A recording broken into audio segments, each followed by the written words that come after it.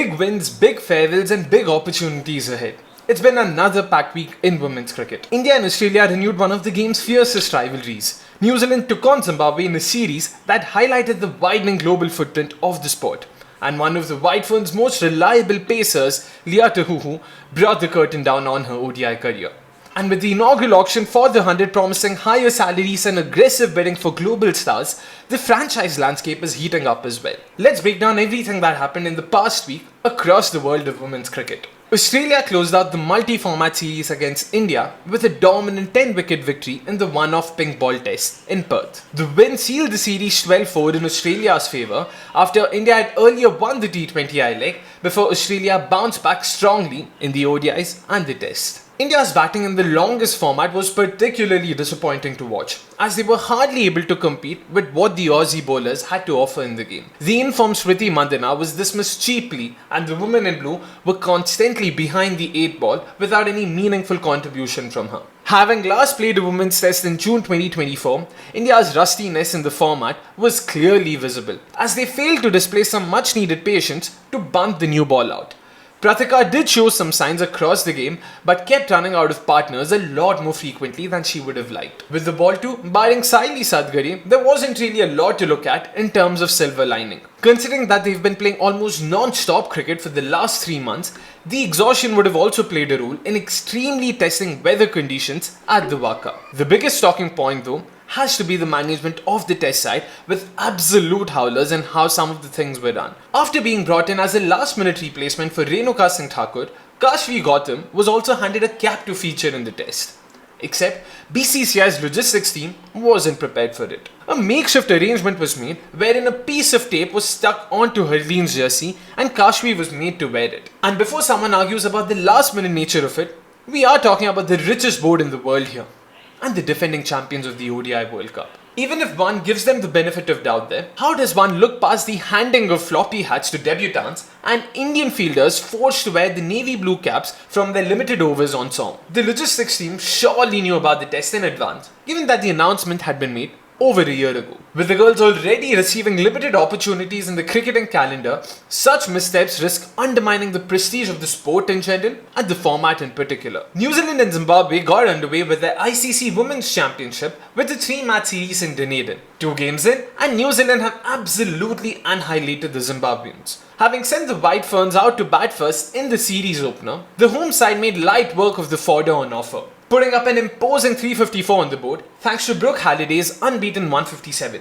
becoming only the 3rd Kiwi woman to score a 150 in this format. In reply, Zimbabwe's batters were content in playing out the 50 overs and getting some game time under their belt. Ndlovu's 50 helped them get to 174, conceding the game by 180 runs. Mieleke returned the favour in the second game by winning the toss and opting to field first. She then single-handedly ran through the Zimbabwean batting lineup with a 7-for, New Zealand's first ever, to bundle them out for 102. Zimbabwe's continued struggles highlight the gap between emerging and established sides, particularly in bowling depth. Sticking to New Zealand, Lea Tahuhu has announced her retirement from ODI cricket, bringing the curtain down on a glorious 15-year career in the format, while confirming that she will continue to play T20Is for New Zealand. Having made her ODI debut in 2011 against Australia, she retired as New Zealand's highest wicket taker in the format, finishing with 125 wickets in 103 matches. She went on to represent New Zealand in 4 ODI World Cups, 2013, 2017, 2022 and the last one in 2025, and picked up 36 wickets across these editions,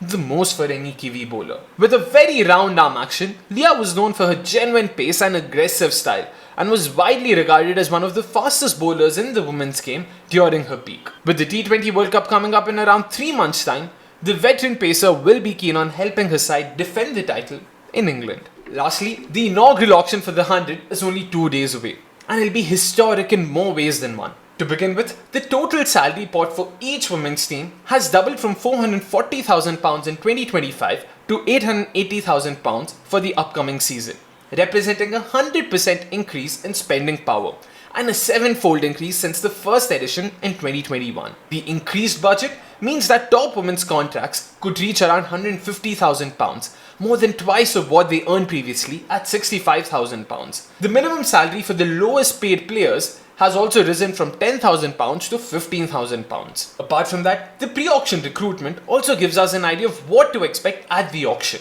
Each team was allowed to form a core of at most 4 players, with 4 teams in My London, Manchester Supergiants, Sunrisers Leeds and Welsh Fire opting to bring in just 3 players. There have been some interesting player movements as Alice Capsey and Maizan Karp went from Oval Invincibles to Birmingham Phoenix and London Spirit respectively. My London managed to retain that MI flavour by roping in both Hayley Matthews and Neil Eaker. Further, Welsh Fire was the only side apart from My London to not retain any of their players from last season's squad, signing 3 firebrand youngsters in Freya Kemp, Georgia Wall and Georgia Wareham. Looking at the teams currently, My London, Trent Rockets and Welsh Fire look the most exciting to me with the kind of flexibility they managed to include in their core. Talking about some of the names featuring at the auction, I'm particularly excited for the following uncapped English players: Alexa Stonehouse, Grace Ballinger, Grace Crivens, Katie Levick and Millie Taylor. If my biases for left-arm bowlers and left-hand batters wasn't apparent before, Alexa and Grace Ballinger both had decent seasons for their size last year